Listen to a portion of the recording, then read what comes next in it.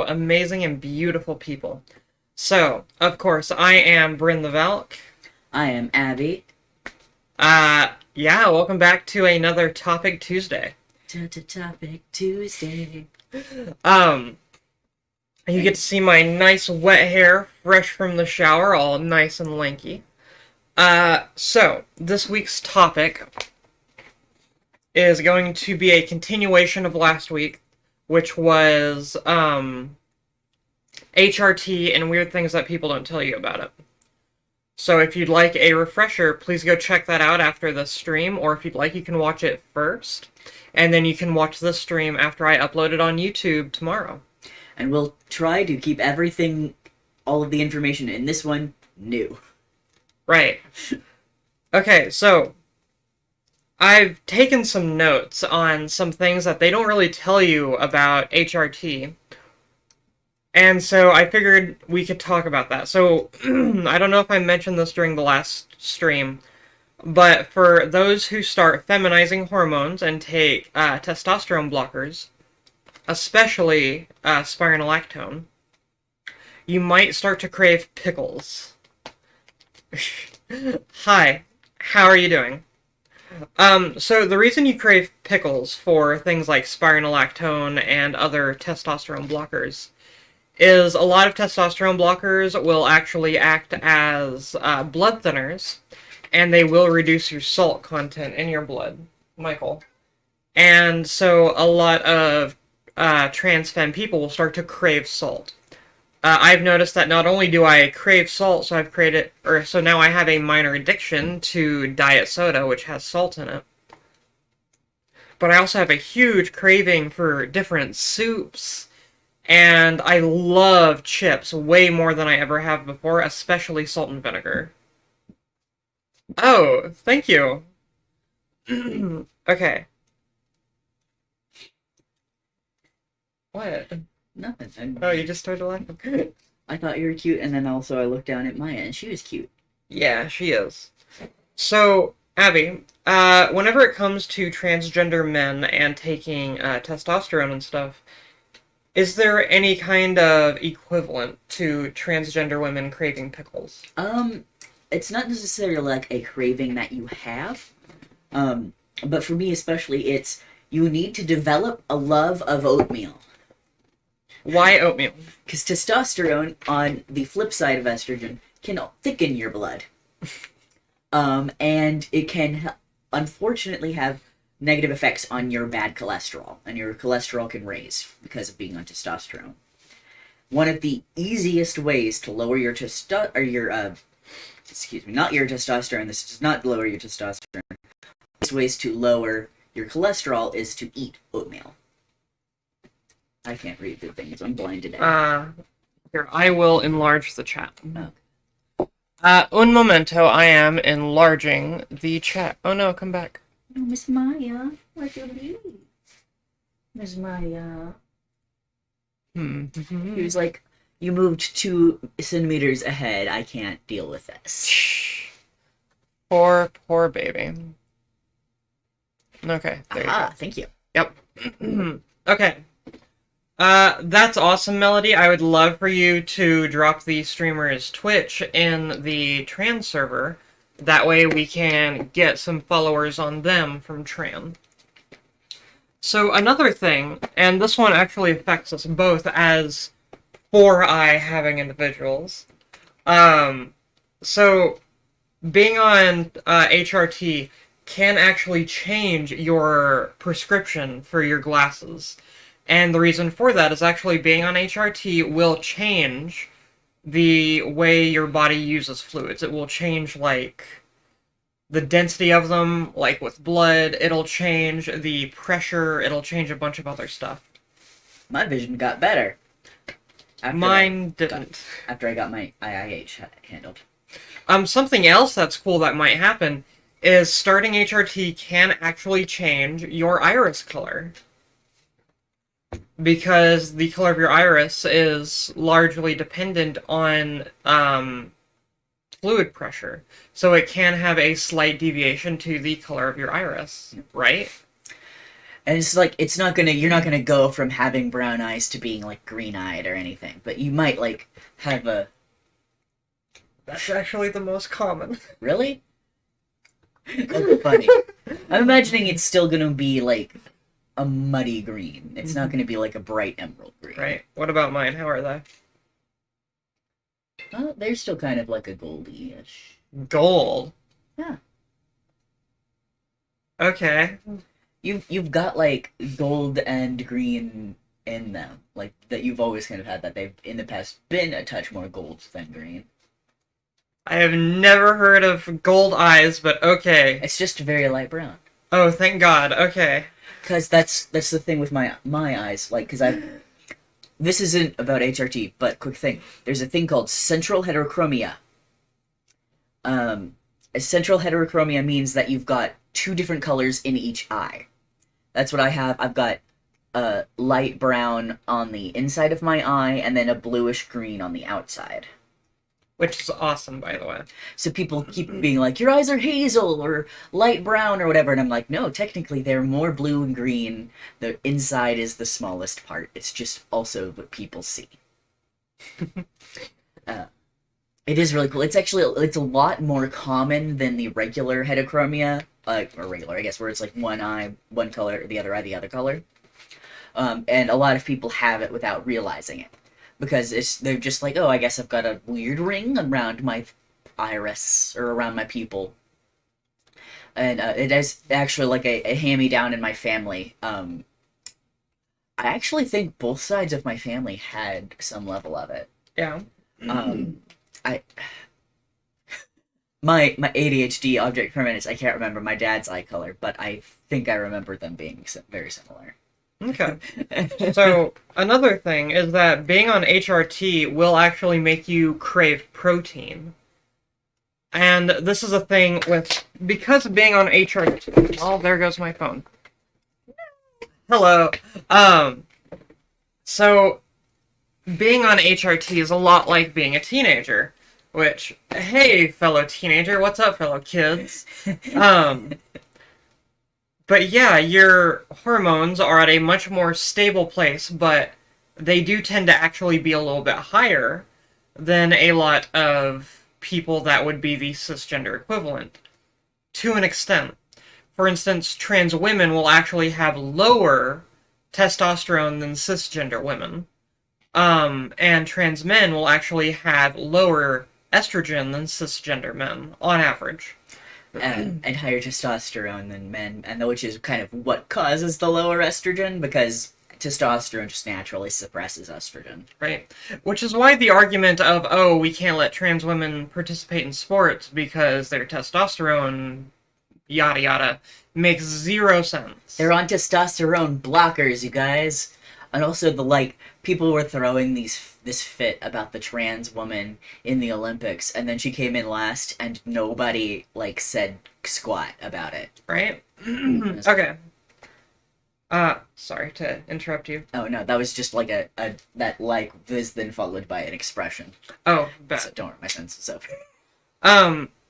So yeah, have you experienced craving of protein? I have. It's usually a craving of meat specifically. Yes. But cause the thing is, at my work they always have pizza in the cafe, and I've limited myself to one slice a week, or two slices if I'm having an especially hard week. Because again, higher cholesterol. But I used to always get the cheese pizza. That was my go-to kind of pizza, regardless. It was cheese pizza. Now, I always get pepperoni. I, have to get pepperoni for some reason. I have to have the meat in there. And you can... never mind what I was going to say. That would be not family friendly. But, yeah, also, nuts and, peanuts and, especially cashews. For some reason. I've had a lot of craving for cashews. Same. I haven't eaten many cashews because cashews are expensive. Yep.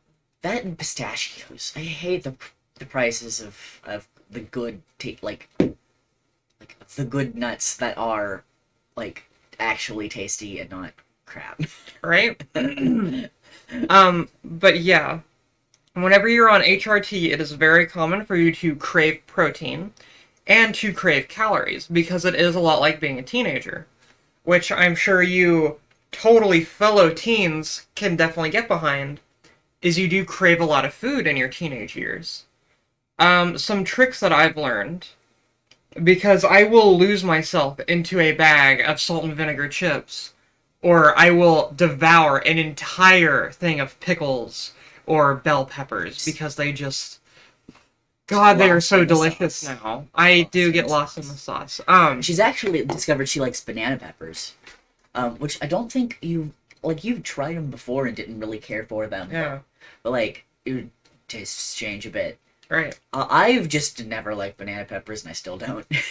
And actually, a few tips I'll give on managing that craving for like protein and calories is you can actually find high protein things, such as I like Too Good Greek yogurt. It's really high in protein, low in sugar, good calorie count. It's really healthy. It's great. Um, and turkey, especially deli turkey that has a little bit of salt in it. They are fantastic. I like protein shakes, which is what I'm drinking right now for my breakfast. Ramen, of all things, has become like one of my go-to favorite things. It's got so much salt in it. It does, and it's fantastic. Um, but yeah, that's how I manage my craving for sodium and my craving for protein, is I'll add little bits of protein into stuff via, adding yogurt to my shakes or adding small bits of healthy meat to things. It's really great. Abby, do you have any way to manage your cravings for like food intake, protein, etc.? Yeah, that's actually a thing that my therapist started recommending. She's not a nutritionist or anything, but she's been around the block. She has some nutritional know-how, Right. and we also have a couple of very similar medical conditions. Right. My therapist is indeed also narcoleptic, and she's the one who, like, when I opened up about having like some like weird hallucination-y type stuff, she was like, "That sounds like narcolepsy. Please go get a sleep test." But her recommendation is always pairing healthy proteins with a bit of fiber, and that helps fill you up a lot easier. Because I had even before testosterone, sometimes I would have like trouble feeling full when I was just eating healthy foods. I would have to have some sort of meat.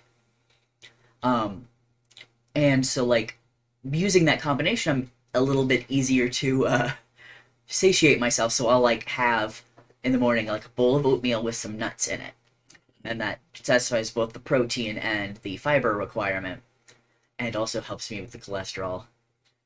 And it'll actually keep me like from getting really hungry until it's actually time for lunch at my work. One of my ways to combat it, because I do feel myself craving food a lot, is I will actually eat small snacks throughout the day. Like a handful of carrots here, a handful of chips there, or well, one serving of chips there, a little bit of yogurt here, just small things throughout the day, and it adds up to a decent calorie intake, but at the same time, it keeps me from eating and binging larger quantities. Like if I refuse and TW, eating disorder, okay, so trigger warning. Um, I have issues with anorexia and bulimia. I will avoid food like the plague sometimes. Sometimes I will avoid food, and then I binge because I'm so hungry, and then emotionally it kills me, and so I purge. Both are incredibly unhealthy. My way of getting through that is to actually eat smaller foods throughout the day, because the calorie intake isn't super high. It lets me feel like I've gotten a snack, like I've ate a little bit, And if I try to restrict myself to not having any food for a long time, then whenever I do finally get food, I tend to overload. So, like, I will just fill and cover and pile on my plate instead of eating healthy portions of stuff and, you know, being mindful of what I'm putting in myself. Due to various shenanigans, she didn't have the ability to feel full until relatively recently. Yeah, Shenanigans. yeah, childhood trauma. Stuff. Yeah, going several days without food as a kid and feeling starvation pangs and whatnot kind of messes up your body's I am full things, so that's a topic for a totally different time. Yeah. Now, going on the difference in taste. So, having HRT can actually change the effectiveness and the, I guess, range or flavor maybe of your senses.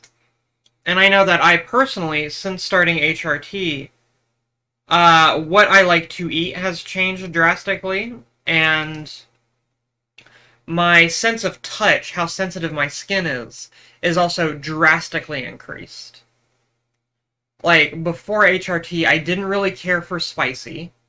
I did kind of like spicy. I like spicy Cheetos, and I liked, like, really low spicy things. But I didn't like spicy things to the extent I do now, where, like, I am totally okay with it making me cry. My skin wasn't nearly as sensitive, except for my back. Now my whole body is just as sensitive. Which, when trying to wax her for the first time, was an adventure! Yeah. My back is so sensitive that, like, just touching me without me being prepared can cause physical pain. Which is very, very fun. Which is why you've nearly punched several coworkers. I have a thing at my work where my coworkers are actually informed to not touch my back. Unless, like, they've told me they're about to touch my back and I've given them permission. Because I do have PTSD, and neither I nor the hospital will be held responsible if they come up behind me, slam their hand down, like, good job, and I turn around and sock him in the face. Which has happened before. I did not get in trouble, thankfully, and I felt terrible. I think at one point you did also pin someone against the wall, like you were going to punch them. They were like, what the? Yeah, they came up behind me, and they, like, in one motion, they, like, put their arm around my front and slammed their hand on my back, and just, I don't know, everything in my body was like, you are about to be killed, react now, react now, react now. Yeah, that's, like, honestly, even for people without PTSD, that would freak a lot of us out. Yeah. Actually, I say a lot of us, like, I don't also have, like, a minor form of PTSD. It happens. It happens. So another thing, have you experienced any changes to your senses? I've noticed, like, a bit, I am also more sensitive, which is funny. Yeah? Because I've always, all of us have always had sensory problems. In that, like, just a little bit of touching, like, I cannot wear gloves for long periods of time. Or at least I, like, not winter gloves. I can wear, like, food service gloves for long periods of time. Especially because you're ripping those off and changing them every, like, 5 minutes. Right. But, like, winter gloves and stuff like that, I cannot wear them for more than a few minutes. Or, like, it feels like my hands are being electrocuted. Why do you think that is? I think it's just being autistic. Our sensory overload. We get, like, sensory input can overload us very quickly, and when our skin gets even more sensitive than it has been previously, the body is like, I was just barely holding it together with the last stuff. What are you doing to me? That's a mood. So yes, as a autistic person myself also, I will say that getting on HRT, it will change up your senses. So, for those of us that are especially prone to sensory overload, please keep an eye out for that, and please take care of yourself. So next up, something I wanted to bring up is that being on T blockers may make you feel fatigued and tired. Now, I have experienced this because even though my testosterone dosage is fairly low, my testosterone dosage, my testosterone blocker dosage is fairly low. Um, I do have low testosterone, thank God. And I had low testosterone even before everything, but at the same time, like, my body was so hypermasculine. It was really weird. Like, I could grow a beard in... You could strain and pop a beard. Right. That's the thing is, like, testosterone and estrogen, like, those are the big names, but they're not the, like I mentioned last week, they're not the only ones that have, like, a say in what goes on. Right. So my testosterone is somewhat low, and I have experienced significant tiredness and fatigue after being on testosterone blockers.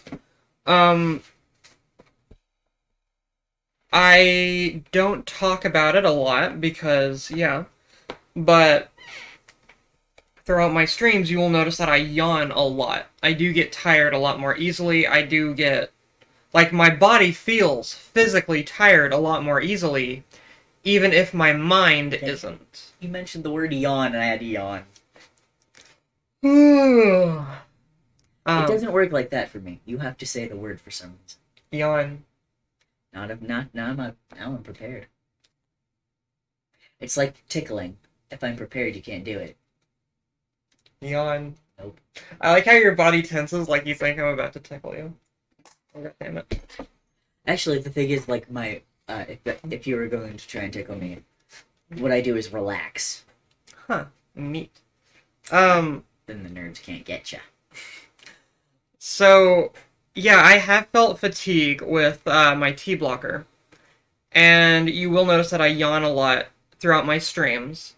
And part of that is because I do physically feel more tired, even if mentally I'm not. The way I combat this is actually through a healthier diet. In addition to that, intermittent exercise is great. Like, sometimes I'll just feel super tired out of nowhere, and I'll feel like, dang, I really just want to crawl into bed and sleep for hours. And I have noticed that I sleep a lot more. Like, a lot. And you can ask Abby about that one. She can actually take a nap, which she used to not be able to do. Yeah. Like, I used to sleep like 6 hours a night max. And be like, I'm fine. Right? Then again, a large portion of that was my PTSD and night terrors. And then, like, being a younger adult. True. I am old. But yeah, being on T-blockers will make you feel fatigued and tired. The way I combat this is I will do intermittent exercise from time to time. Example, whenever I'm at work, sometimes I have some downtime, and I may feel really tired. So I'll get up and do some jumping jacks, or I'll take a quick jog around outer core. And that's one way for me to help feel awake. I've also noticed that eating a small snack, like a small protein bar or some popcorn, that will help me feel awake. Having protein in general makes me feel much more awake, and actually helps me feel more awake throughout the day. Coffee can help. It makes my body feel less tired. It doesn't help me mentally whatsoever. It doesn't help me focus or anything. It just helps my body feel less tired. She's one of the rare people who are autistic who don't also have ADHD. So yeah, a healthier diet and a healthier lifestyle will greatly help your ability to not feel tired. And another thing to watch out for is feeling tired will make you crave food a lot more. So by helping to manage your, by helping to manage one, you help to manage the other, which is especially important if you do a lot of physical activities, or if you're studying, or a whole bunch of other stuff. Is there anything equivalent for trans men? T actually, like, being on testosterone kind of, does the opposite thing, where it makes you a bit more energetic. Mm-hmm. But it seems the energy only exists for doing something stupid. Yeah? Elaborate. It's like, I'm normal. I'm still my normal tiredness. Like I don't want to exercise. Like oh man, I get off work and I'm so tired and I don't want to go out and do my running. But like if I won't need to clamber on top of something, I've got plenty of energy to clamber on top. If I need to get on the roof of my car, I can do that. Lord, I love you. If I decide I need to wash the dishes, but there's not enough room in the dishwasher and the sink because we're lazy and also exhausted, then my brain decides it's time to wash all the dishes in the bathtub. I've done that twice.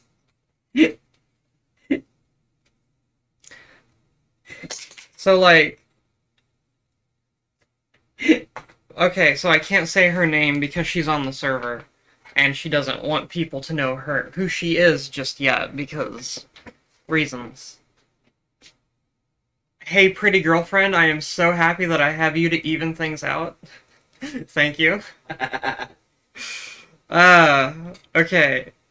So, another thing that may change is your sexuality. Abby, have you experienced any of that? Not so much in like the sense of like I found myself attracted to people because I'm Arrow Ace and I'm still very sex repulsed. I did find myself getting horny a lot more though. Yeah. Just like the physiological thing. It's like not directed at anyone. It's just like my body like, hey, do something. Right? Like, okay, let me kick the cats out of the room. Which is something that I actually do have some experience of as someone who used to be a guy. That is a thing where you just... it's there, and it sucks, and you're just... it's not like, ooh, let's have some fun. It's more like, fine, let's just get this over with. It's kind of almost like a tired horny. It's like, okay, body, if I do this, will you chill for 5 minutes? Right. I would like to focus on my artwork now, please. On the other side, I have actually found myself getting aroused significantly less. However, I have discovered that whenever I am aroused, it is significantly more intense. Far more intense. And even post-orgasm, it doesn't go away. So, do with that as you will. So yeah, for those trans femme people out there, that is something to look out for, and to know that you are going to have to change up how you do things in order to take care of yourself. So yeah. And your sexuality may change. Like, before I took testosterone blockers and stuff, I was very... I liked men a lot more than I do now. Like, a lot more. That was my preferred, like, I could have fun with women, I could enjoy them, and, you know, stuff. But I could never really see myself... I could see myself going on dates with women and interacting with them in romantic and sexual ways. But I could not see myself settling down with a woman and being happy with it. However, after on being HRT, I started having significantly more thoughts about women. And now, whereas in the past I had a strong preference for masculine individuals, now I am far more in the middle. And I found myself moving from pan-romantic to demi-romantic. I am still definitely pansexual, but in the romantic sense, I could easily see myself settling down with a man or a woman. And I actually do have a girlfriend now that I very much am in love with. And they're adorable and soppy about it. What? I like listening to you two like have your cute little conversations. It's adorable. On HRT, you will experience higher emotional range.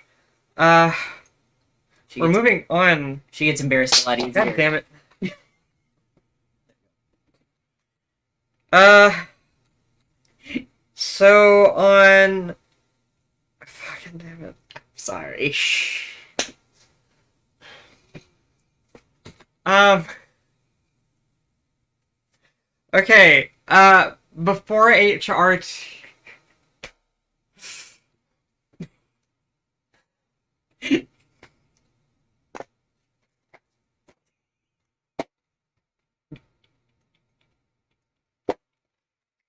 Okay.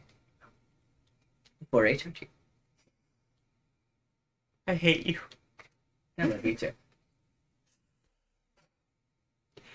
Before HRT, oh, thank you.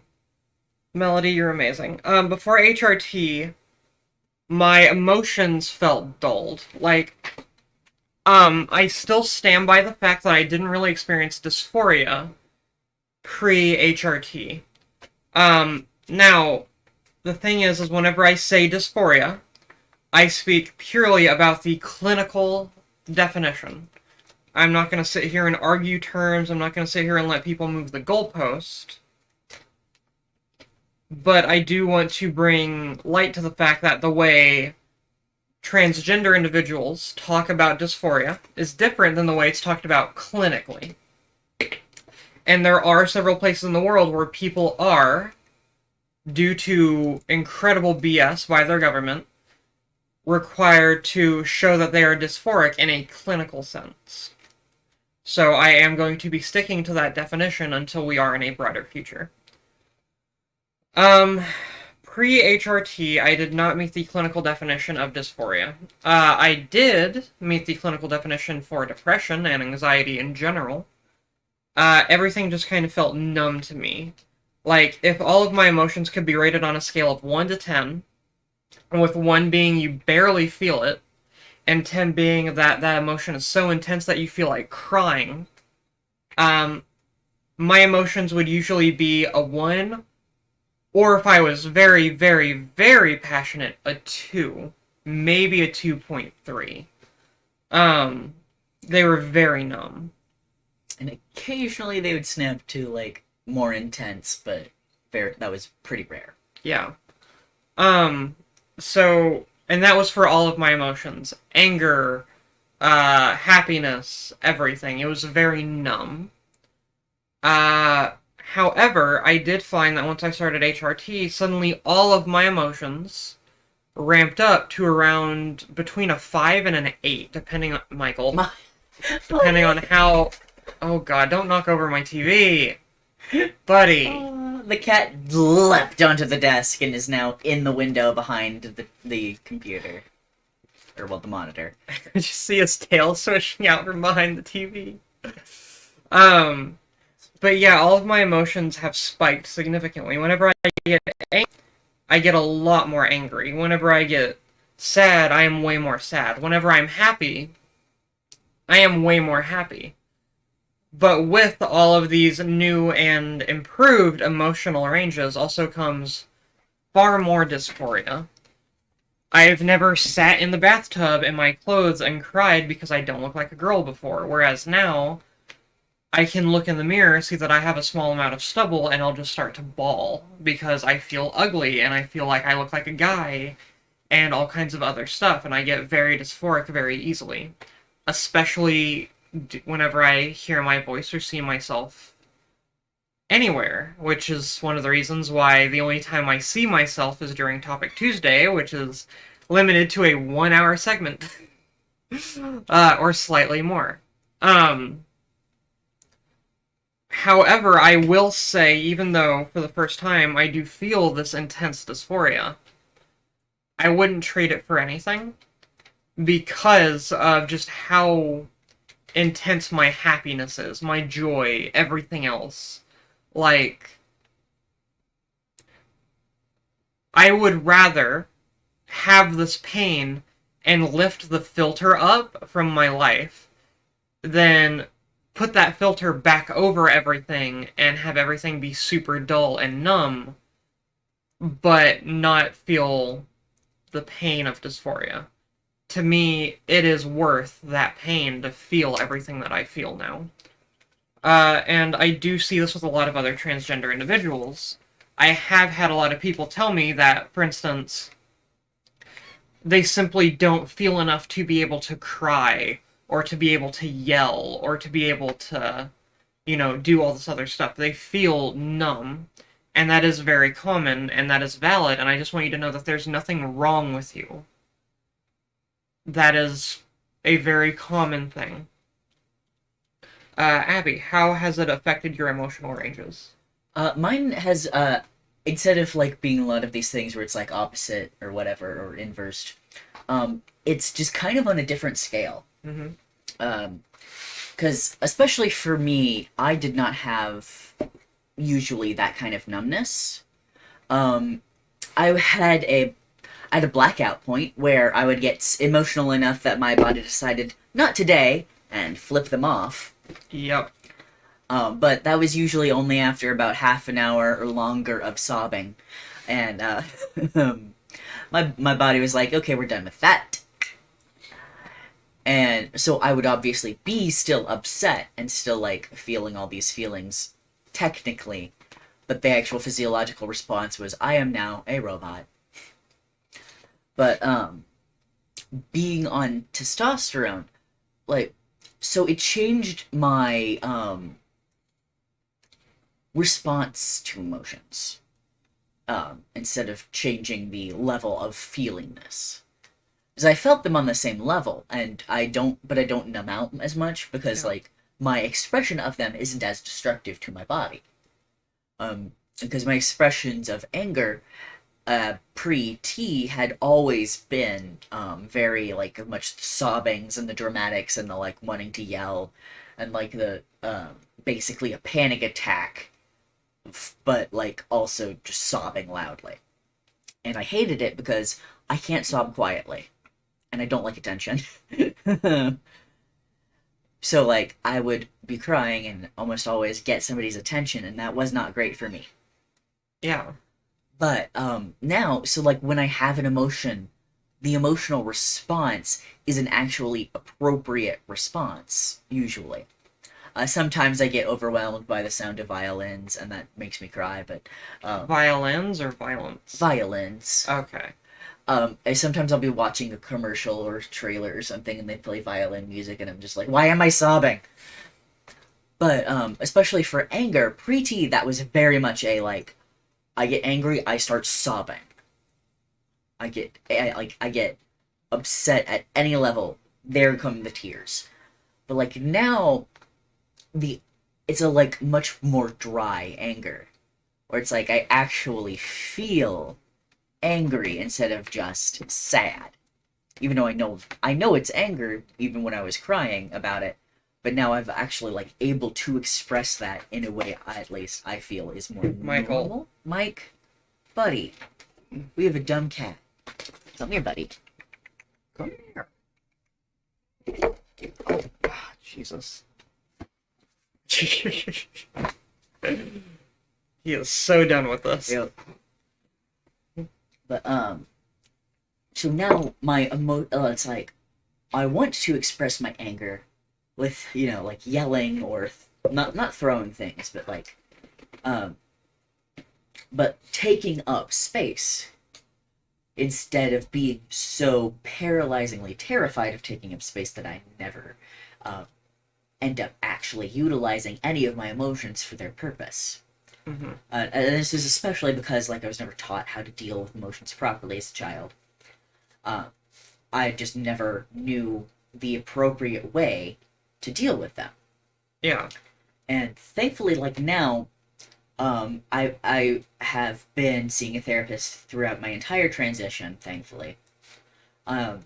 Because like I kind of knew that testosterone was going to change a lot of things for me emotionally, and that like I needed somebody who was older and had experience like talking to people about this to like help me like understand what the heck was going on.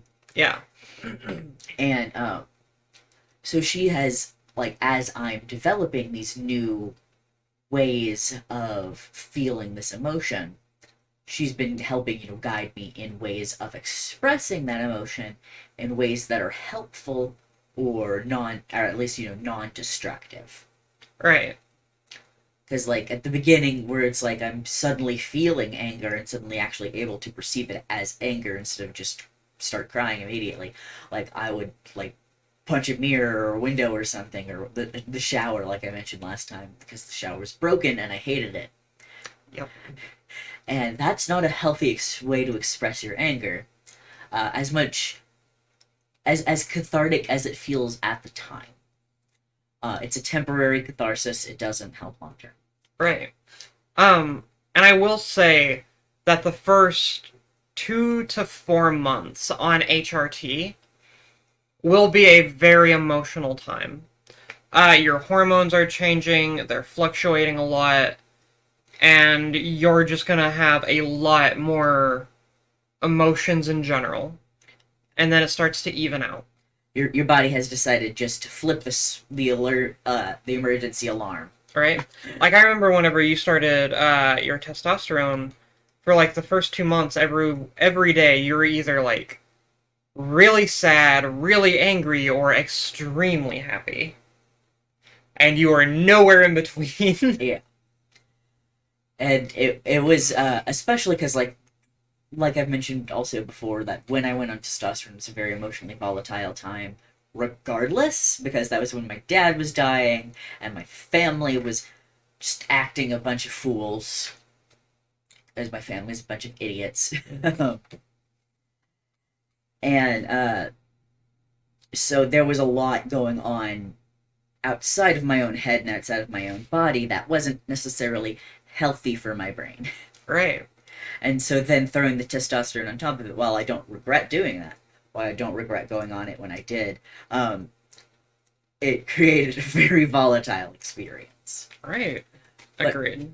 I do kind of feel like it kind of did a bit of a trial by fire. Yeah. For me, where, like, it was pretty immediately like, this is probably the worst it's gonna be. So if you survive this without punching anybody, you've survived it. And you can probably not punch anybody. That's a mood. I would like to ask you, what was I like on my first month or two of estrogen? On the first month or two for you,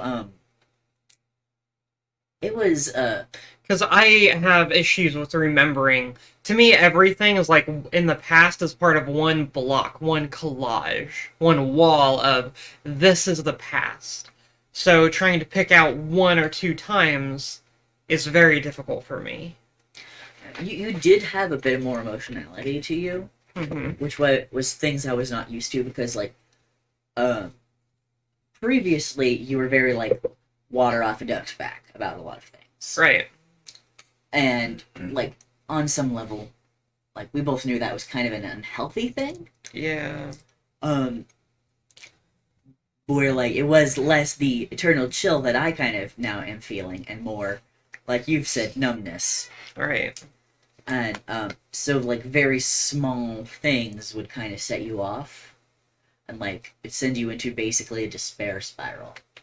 Yeah. Which sometimes still happens, but, like, it's for bigger stuff. Right. It's, like, not for stuff like, oh, the cat peed on the bed.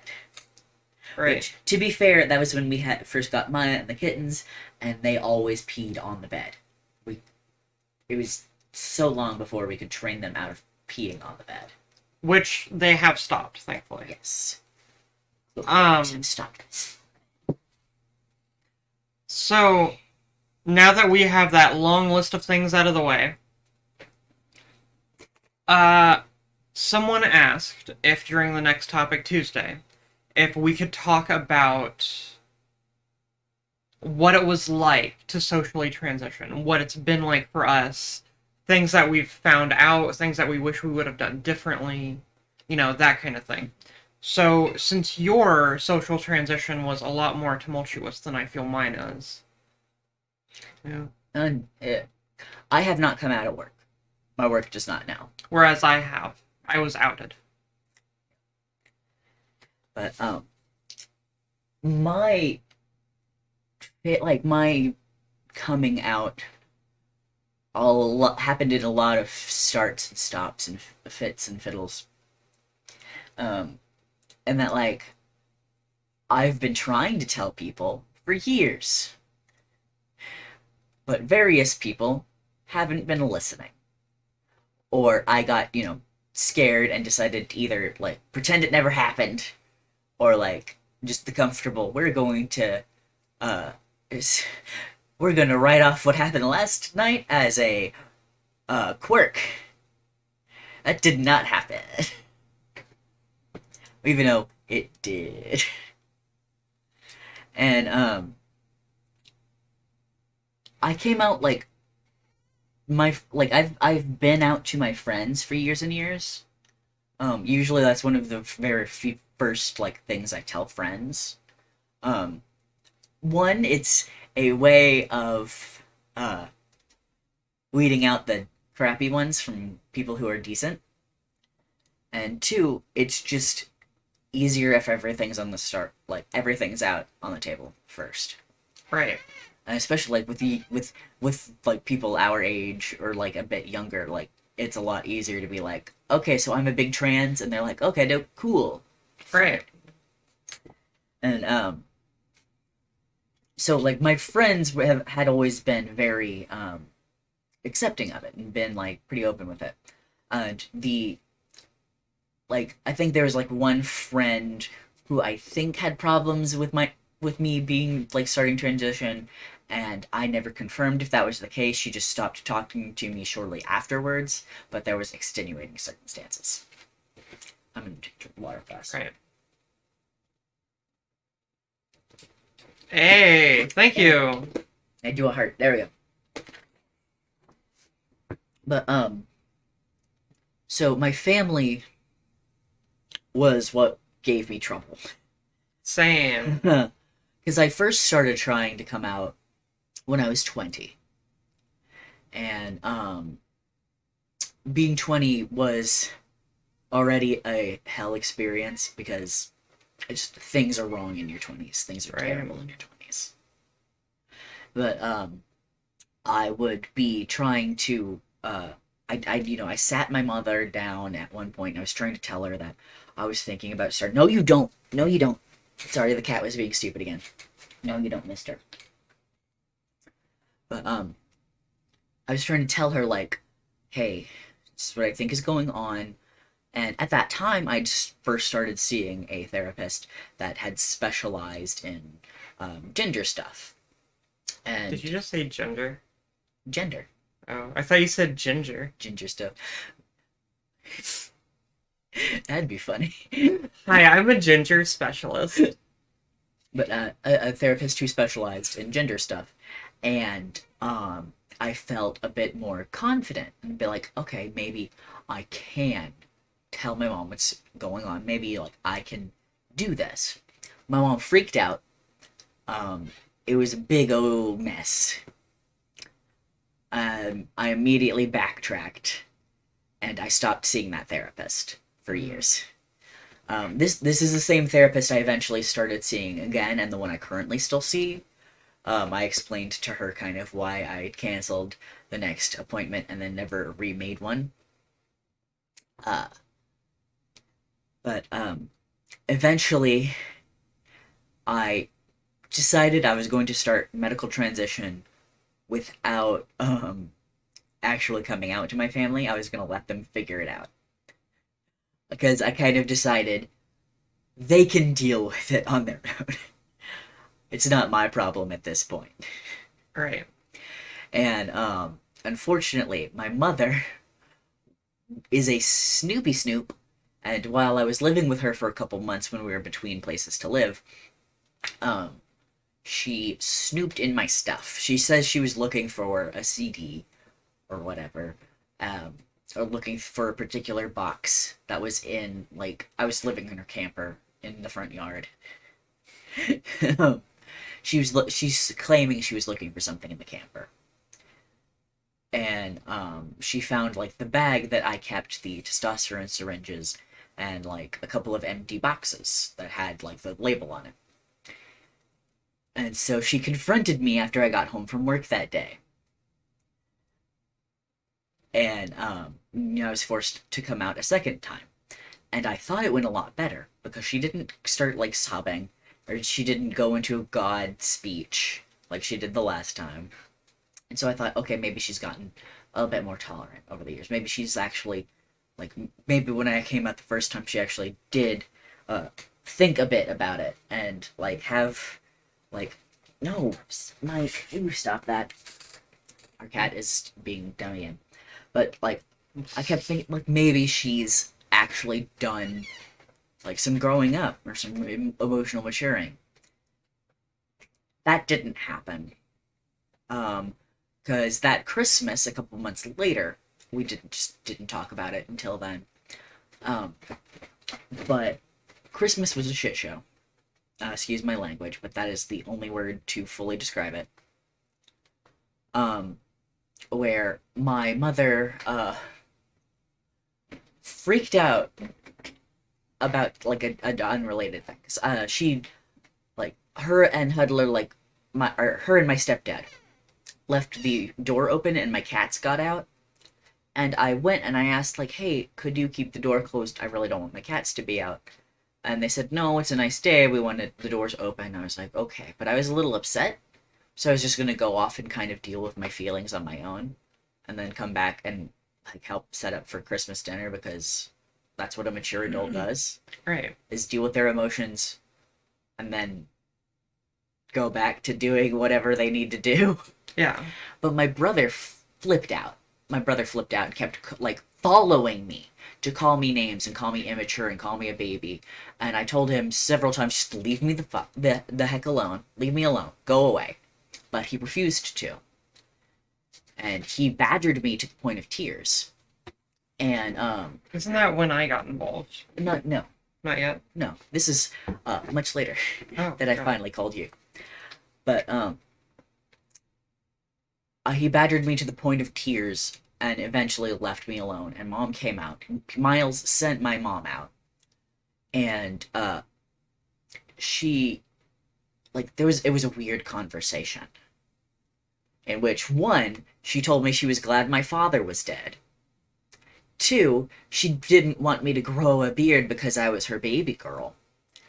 And, three, then like, when I told her, like, about the abuse my brother had put me through when we were kids, she did, one, refuse to believe me, and two,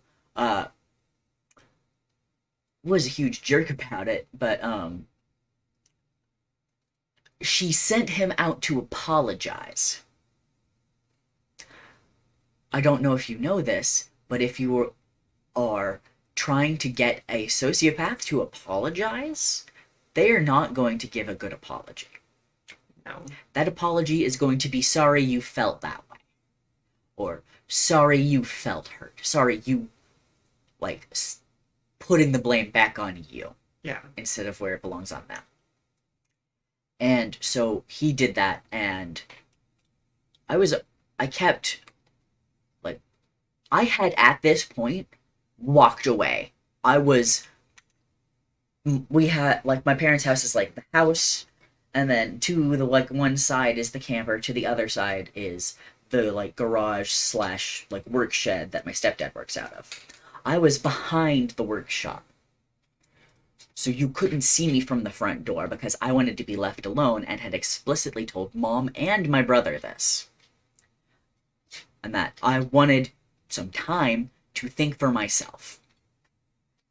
And then Miles, my brother, comes and, like, does that non-apology and continues badgering me. And, like, kind of this, like, I apologize, what more do you, like, what could I possibly do to make it better?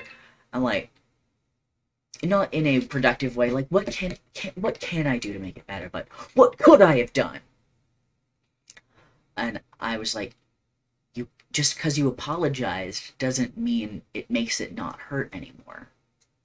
Like, I put it like that. I was crying, of course, I was sobbing, of course, but I kept telling him, leave me alone, go away, leave me alone.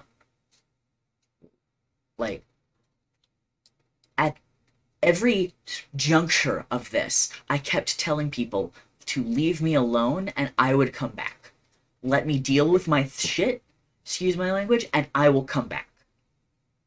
I will have my emotions, I will deal with them on my own, like I've been used to doing for my entire life at this point, and then I will come back and have Sunday dinner, or Christmas dinner, or whatever.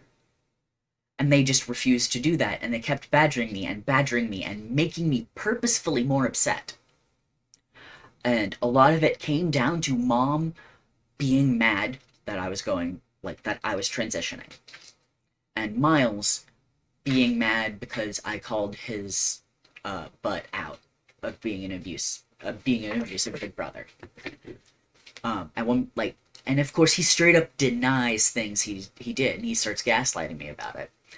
I realize this is getting a long and depressing story, but eventually I am, because I'm autistic, so at a certain point I go nonverbal. I cannot make words anymore, and I'm cutting out a lot of crap my brother said, and a lot of crap my mother said. And I call Bryn to come get me, because I don't have my car. I got dropped off there. I don't have my car. No, wait, I did have my car, but they were inside the house, and I could not go inside the house. Right. Because that's where Mom and Miles were. So I called Bryn to come get me so I could leave the premises. At this point, I was still planning on calming down and coming back. And my brother, because at this point, my brother had left too. He had gotten into his car and driven off. Like 2 minutes after I called Bryn to come get me. And Bryn eventually gets there, and Miles drives back to confront me. To confront Bryn and literally corner me. Mom comes out and orders me. Again, I am an adult. I'm 24 at this point. Orders me to go into the camper with her and Miles so that we can talk. And I keep shaking my head like, because again, I can't talk at this point. I am nonverbal. I cannot speak at this point. If I wanted to, I couldn't. And I kind of don't want to. So I'm basically down to facial expressions and shaking my head or like hand signs. And she starts screaming at me to get in the camper. Get in the camper, get in the camper, get in the camper. Miles is even the one who's like, it's okay, drop it, Mom. We don't have to go in the camper. And so I'm sitting down. I'm against like a light post. But like not by the road, but like there's one that kind of infringes on Mom's like property. I was like just leaning, like sitting down, leaned back against that, so that like one, my back was covered and I had my eyes on everybody, and two, because like that was a good spot to sit. And Bryn is trying to be helpful. Bryn is trying to be nice, and like is trying to help calm me down, walk me through like breathing techniques and stuff like that.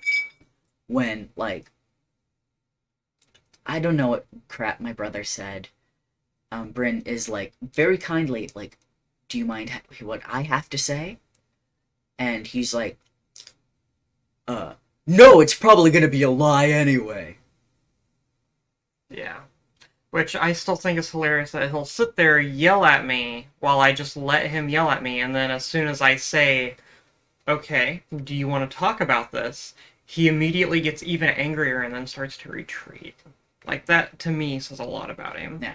After him and Mom, like, spent several minutes yelling at me, towering over me as I'm sitting down with Bryn next to me. The only person keeping me sane in this entire equation. Like, Miles peels off again. He gets back in his car, runs, basically. I shouldn't laugh at him, I'm sorry. But he's an idiot. And I finally get in my car. And it's only then, like, I find out that my mom outed me to some of the family. And when I was not ready to come out. Not only to, like, some of the family I actually know and talk to on a regular basis, she called family that lives in Tennessee that I don't like, that are transphobic, that are conspiracy theory bigots, to tell them.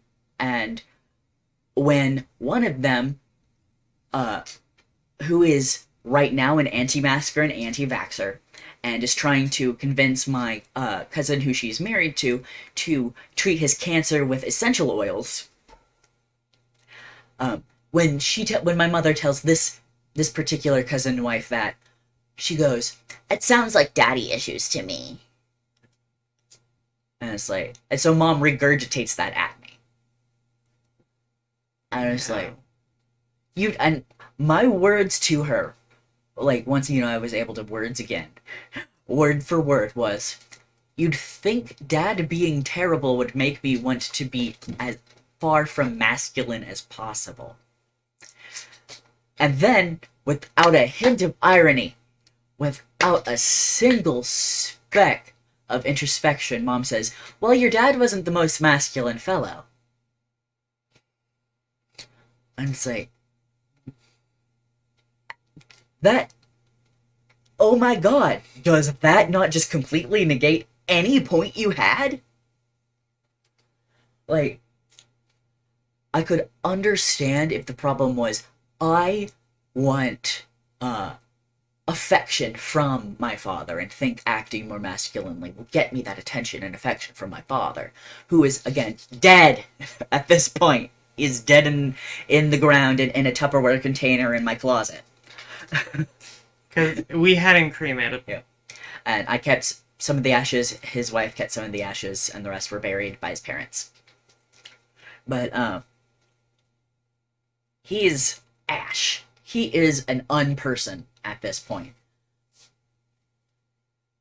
And I don't understand her logic for why, quote-unquote, daddy issues would be how I was transitioning now, after he's dead. And, like, it's been a couple years now, so, like, I find the whole thing a little bit more hilarious.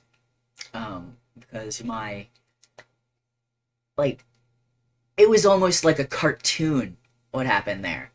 It was like, if I wrote this into a novel, some people would call me a hack. Right. Like, no one's that cartoonishly rude. No one would tell the grieving child whose father died only a few months before that they were glad their father was dead. No one would be that overdramatic and sociopathic. Right? Even a sociopath.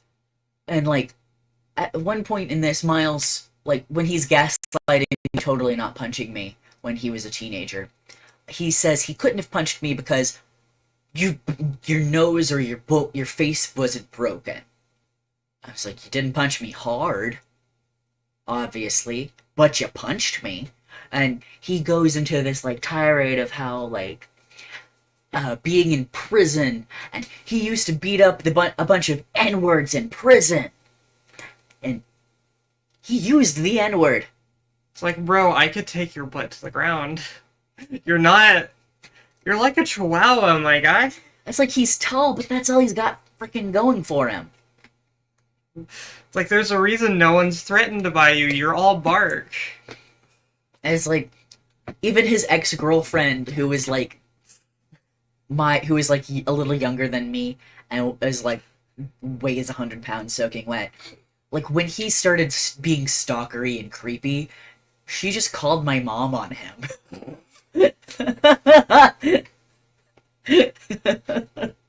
She was just like, your son's drunk in my front yard. Come get him. Yeah, even whenever he is being that level of creepy, no one's really that intimidated by you. It's like, we're not even intimidated enough to call the cops. We just call your mom. And to be fair, Mom yanked his butt up, put him in the passenger seat, and spent the entire time back home just chastising him about being a creep and not trying to break down his girlfriend's door while he hung over and half passed out. Is like, Wait, he couldn't even break down a door? I think like he kicked it or whatever, but like, I was gonna say, we saw what happened whenever I gave our front door a basic kick whenever we locked ourselves out that first time. yeah, you nearly broke the frame. And I tried not to kick it too hard. Jesus. To be fair, he was also very drunk. Fair. And I got leg muscles for days. And like Miles' strength is in his arms because he's a lumberjack. His thing is he's the dude who goes up in the trees. So he's wiry and like fast. That's his thing. He's not that super duper strong. He's just able to hold on to tree branches good. Right. I hate to do this. Yep. We've gotten far afield. Way far off afield. topic. But yeah, this is all like lead up to be bringing up like being added to the transphobic family member, and then went on a rant about my brother. Yeah, we were. I had no healthy masculine role models as a child, so I had to do it myself, according to that crazy neighbor. Right. Or crazy cousin. I do think you needed this, though, which is why I didn't stop you. Yeah. Sometimes your family won't be accepting. Abby and I, the way our families responded is not to be taken as the norm, because we do live in the deep South. So Abby ended with the Bible Belt. Right, Abby ended with a very low note. I'm gonna tell y'all about my family a little bit, not as long as what Abby did, but just a little bit. And then we're gonna call it quits to the stream. And then next week's topic Tuesday, we'll actually talk about coming out and like the stuff I was wanting to talk about with this segment. Sorry. I had to yell about my idiot brother. It's okay. It's okay. Like I said, I thought you needed this. And it lets us have a good segue for, like, letting people know, like, whenever you come out, be safe about it, okay? Take your time, be patient. Have your keys with you.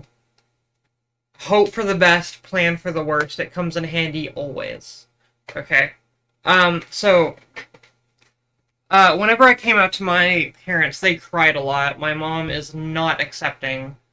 My father is, for reasons that I'm not going to say on stream, because some members of my family watch this. Hi. I will say, though, what has surprised me is my brother and my sisters. So, my brother is very evangelical, and until very recently was rather alt-right. He was a hardcore Trump supporter. He really supported a whole bunch of war stuff for, like, the sake of supporting it. Like, he wanted another war, stuff like that. All kinds of other stuff. Also, hi TJ, I love you. But recently, for various reasons, he has started contacting me again. He and I haven't spoken for, what was it, 10 years? No, it was like 8 years. Yeah, it was a fair few years that like you only saw each other at holidays, and even then it was just like, hey. Right, we didn't talk. We saw each other, we might say hi if we were forced to, but otherwise we would avoid each other like the plague. He recently started getting in contact with me, and this all started with him sending me a text like, hey, my family and I are going to go on vacation. Do you want to come with us?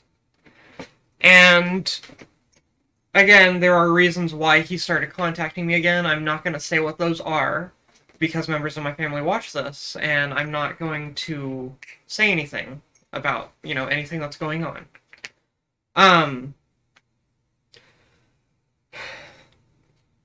But yeah, he contacted me, and I, of course, ignored him because, no. No, ew, no. I'm gonna talk to you. Right? But there was a point that culminated with me actually going to him. And basically, it was my mom trying to use him as leverage to force me out of transition. because she hates me transitioning. And they've tried all kinds of threats, and I am not good with being threatened. So I'm like, okay, fine, do the thing. Takes being threatened as a challenge. I kind of do, don't I? I'll call the bluff. But yeah, she tried using him as leverage as, you know, your brother talks about you. He cries about you, about how he's driven you away and he wants a relationship with you. And would you really steal that from him? Would you really refuse him to ever get to have a little brother? Would you really kill that dream for him? That's the gasoline. Right? So my response was, because that's my thing. I take it, I will always call the bluff. Like, I've been in situations where it was either lose my honor, lose my pride, or call the bluff and maybe probably die, and I would still rather keep my pride. Like, that's all I got. So it's like, oh, cool, pull the trigger, do it. Pull the trigger, Piglet. Yeah, there's a reason I took the name Bryn. Okay, but yeah, I was like, okay, you know what, I haven't talked to him in years. So, I kept his cell phone number all these years. Even whenever he changed it, I would find it, and I would put it in my phone. Because even though my brother and I may not like each other, I still had a respect for him on some level as someone who was legitimately very strong and terrifying. He knows how to handle himself in a fight, he knows his way around a weapon. You know, he is a person where I would always pick diplomacy over violence, even in the most drastic scenario. Whereas for most people, there always comes a time where it's like, okay, I cannot morally justify not being violent. Which is weird to say, I know. But it's like, oh, there are Nazis rounding up people for concentration camps, and I know all these people are going to be killed. I kind of don't have time to talk my way through this. I kind of have to take action now. Yeah. Well, I call him up out of nowhere, and it's like 8 p.m., and I'm like, hey, TJ, where are you right now? I'm at home. Cool, I'm heading over, you and I are gonna have a talk. And then I just hang up, and I show up at his house, and he's, you know, in front of his truck, doing the whole, I'm so intimidating and badass thing. And I'm in full femme, by the way. It's his first time seeing me in feminine clothing. And I just walk past him and get in his truck. And I'm just like, hey, let's go for a ride. And he's like, okay. And this is completely taking him off guard, mind you. And so he gets in the truck, and we drive out to the middle of nowhere, and we talk, and I cry a lot. And I tell him everything. Everything that happened as a teen. Everything that happened when I was in the mental home, when I was a preteen. Everything that I did in my early 20s. My sexuality, my gender. I tell him that, like, I make jobs about giving oral sex. Like, I tell him everything. And then I end it with, Mom said you want to get to know me. You want to be in my life. Well, guess what? I'm not picking. If you want to be in my life, that's fine. But if you want to be in my life, here's the standard you have to meet. Otherwise, you can get out. I don't care. I got my family. I made my family. I got Abby. I got Jay. I got Morgan. I got Michael. Okay? I got Selah. I got a family that I love. You want to be in my family? These are the standards you have to meet for me.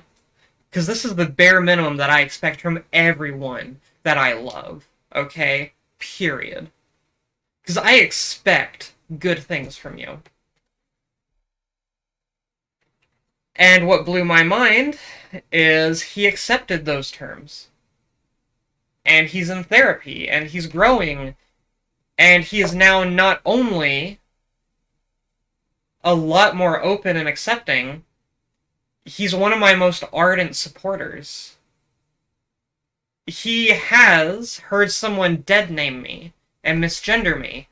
And even though I'm not around, even though I'll never find out because he's never gonna tell me that he did this, even though it only has negative ramifications for him, he still chose to stand up for me and tell them they're going to use my name and my proper pronouns and they're going to respect me. And the only reason I found out about this is because someone else told me. He never mentioned it.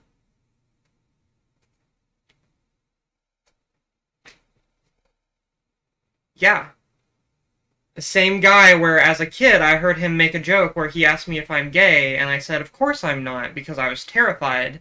And then he laughed and said, haha, that's good, because if you were a queer, I'd have to kill you. Same guy. And now he's one of my most ardent supporters and is a actual very supportive member, or very supportive ally of trans people. He's read literature. He's seen a therapist, is seeing a therapist. He's looking up stuff online to understand and is supportive of me and my actions to reach happiness. I just want y'all to know that, like, people can change. It may take time, but I promise you, most people on the planet, most people want to be good people. But people are afraid. And that fear leads them to doing stupid things. And I honestly believe that fear is the root of all problems. Not hatred. Fear. Fear is what leads to hatred. Hatred is simply a byproduct. It's a manifestation. It's a manifestation. And honestly, one of the things that has helped me greatly is simply disarming people's fear, is honestly and legitimately caring about them, reaching out to them, and trying to help them even after they've hurt me. Making allies is always better than enemies, and y'all can even see that in the way that I handled the whole troll situation. Which I still love that. Like, now I got a whole new friend. People change. People are just afraid of what they don't understand, and some of them are afraid that, you know, like, I grew up as a Nazi. That I was a Nazi.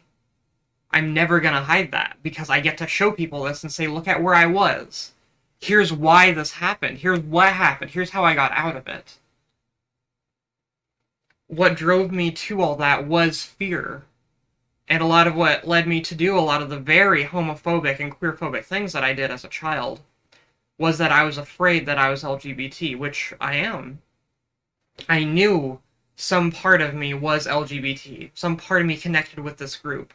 And I was afraid of people finding out. And so I viciously hated and attacked that group whenever I could to prove just how much I'm not like them.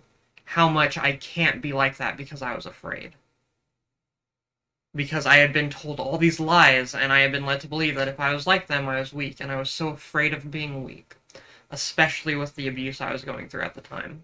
Because any level of weakness would be exploited and would lead to me being much, much more hurt. So yeah, things change, and just because someone is a butt to you now, just because you get disowned, which I've been disowned twice, I don't know how I can be disowned once, and then same people then disown me again, even though they never re-owned me. I don't know how that works. It's performative at this point. Right, exactly, like, bro, we already done knew you disowned me, like, everything okay? Do you need to talk? No, I don't need to talk. Shut up and leave me alone. Stop trying to convert the kids and making the frogs gay. It's like, okay. Thanks, cousin. Bye. That actually happened.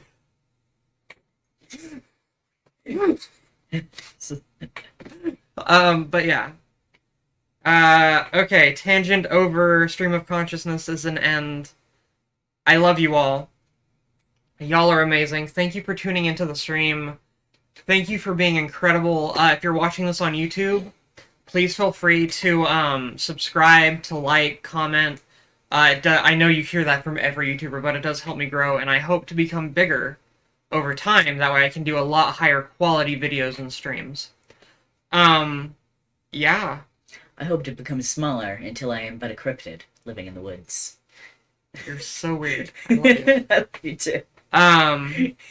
But yeah, if you want to support what I do here and on my server and everything, please feel free to donate to my Patreon. The smallest tier is a $5 thing called Froge. You get a little sticker that comes with it that has the trans server icon on it. It's really cool. It's an adorable phoenix. Right. Made by one of the members of our server. Right. Otterstorm is their name. They're really cool. But yeah, I love you all. Thank you for coming in. Thank you for joining, even if it's over YouTube, way after this video was shot. Just know that I love you. Of course, I love you, Melody. You are amazing. Thank you for tuning in. Ooh, I'm gonna scoot forward. I don't want to run over your feetsies.